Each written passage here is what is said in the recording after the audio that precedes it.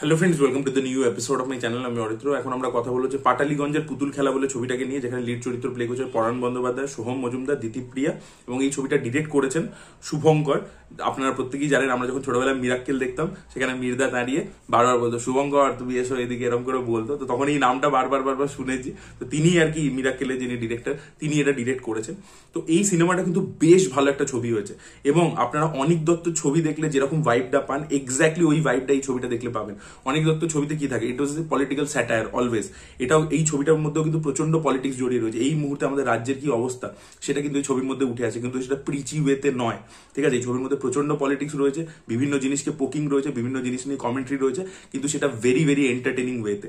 এবং কমেডিটা দুর্দান্তভাবে ওয়ার্ক করে। ট্রেলারটা দেখেছিলেন, ট্রেলারটা যথেষ্ট ফানি ছিল।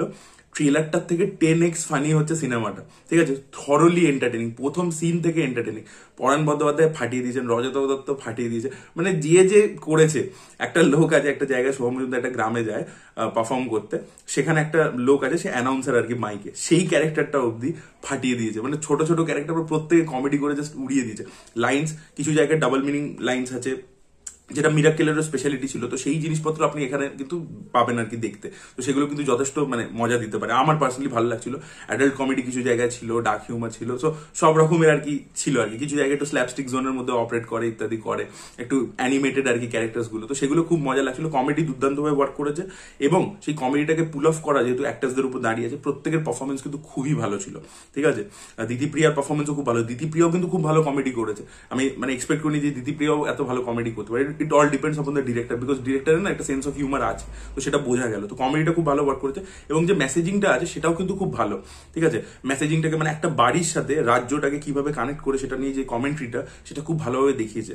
যে এই যে পলিটিক্স ঢুকলে একটা বাড়ির মধ্যেই বিভাজন হয়ে যায় মানুষের মধ্যে, সেটাকে এত সুন্দরভাবে দেখিয়েছে, সেটা কিন্তু বেশ ভালোভাবে ওয়ার্ক করে। এবং এটা একটা গ্রামের মধ্যে গল্পটাকে বেস করা হয়েছে। আমাদের সচরাচর বাংলা ছবি মানেই হচ্ছে, সেটা হয়ে যায় হচ্ছে আমাদের শহর কেন্দ্রিক, সাউথ কলকাতার গল্প হয়ে যায়। তো সেখানে আমরা কোনো রকম ডায়ালেক্ট অ্যাকসেন্ট ইত্যাদি দেখতে পাই না। মেইন স্ট্রিমে বেশিরভাগ কাজ, 80% 90% কাজ। আজকাল কয়েকজন ডিরেক্টর আছে যারা একটু গ্রামের দিকে গল্প বলবার চেষ্টা করছে, সেটা ওয়েব সিরিজে হোক বা সিনেমাতে। এখানেও কিন্তু একটা আমরা মানে রুরাল আর কি একটা জায়গা দেখতে পাচ্ছি, সেটা কিন্তু খুবই ভালো, এবং সেই অনুযায়ী আর কি ডায়ালেক্ট ইত্যাদি রয়েছে। তো ওই লাইফটা আমরা দেখতে পাচ্ছি, যেখানে খুব মানুষ খুব সহজ সরল আর কি। এবং যেখানে যেভাবে সিনেমাটা শেষ হয় না, আমার শ্যাম বেনেগল, কদিন আগে উনি মারা গেলেন, এত বড় ফিল্ম মেকার ছিল, ওনার একটা ছবি ছিল ওয়েলকাম টু সজ্জনপুর বলে। তো সেই ওয়েলকাম টু সজ্জনপুরের কথা আমার লাস্ট শটটা দেখে মনে পড়ছে, যখন একটা ড্রোন শট রাখা হয়েছে, যেভাবে আর কি একটা ভয়েস ওভার দিয়ে ব্যাপারটাকে মানে শেষ করা হয়। ওয়েলকাম টু সজ্জনপুরে ওরকমই একটা ভয়েস ওভার দিয়ে বিভিন্ন ক্যারেক্টার ইন্ট্রোডাকশন ইত্যাদি করে করানো হয়েছিল একটা। ওটাও একটা খুবই কমেডি ছবি ছিল, আপনাদেরকে বলবো, হাইলি রেকমেন্ড করবো ছবিটাও দেখতে। তো আমার কিন্তু ছবিটা বেশ ভালো লেগেছে, এবং ছবিটার রান টাইম মানে প্রায় 2.5 ঘন্টার কাছাকাছি। বাট তা সত্ত্বেও কিন্তু মানে 2.5 ঘন্টা না, 2 ঘন্টা 20 মিনিট মতো আর কি রান টাইম। তো কিন্তু 2 ঘন্টা 20 মিনিট কিন্তু আপনি থরলি এন্টারটেন হয়ে থাকবেন, আপনার কোথাও কি রান টাইমটা ফিল হবে না। এবার এখান থেকে আমি একটাই আমার জিনিস নেগেটিভ লেগেছে, সেটা হচ্ছে এই ছবিটার মধ্যে দিতিপ্রিয়া সোহমের ক্যারেক্টারটার মাঝখানে এদের পারফরমেন্স কিন্তু খুব ভালো ছিল।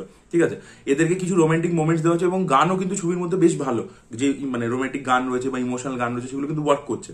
কিন্তু প্রবলেম হচ্ছে এদের দুজনের সম্পর্কটাকে ইমোশনাল কোনো ডেপথ দেওয়া হয়নি। মানে এদের যে দেখা হলো, প্রেমটা যে হলো, এগুলোকে স্পেস দেওয়া হয়নি। মানে তাড়াতাড়ি ডিরেক্টর কমেডি টু কমেডি, মানে নিজের যে স্ট্রেংথটা সেটাতেই মানে ফোকাস করেছে, মানে কমেডি টু কমেডি ব্লকেই মুভ করছে ছবিটা।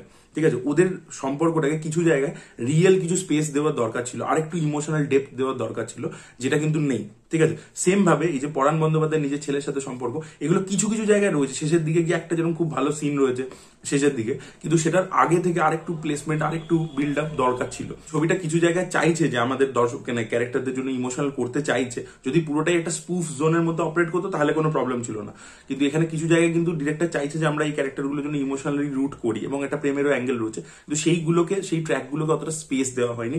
সেগুলো যদি আরেকটু করে থাকতো, সেই জায়গায় যদি কমেডিটা কিছু জায়গায় একটু বাদ দিয়ে ওগুলোর দিকে একটু ফোকাসও করা হতো, তাহলে আমার মনে হয় একটা মানে পুরোপুরি একটা রাউন্ডেড আর কি ফিল্ম হতো।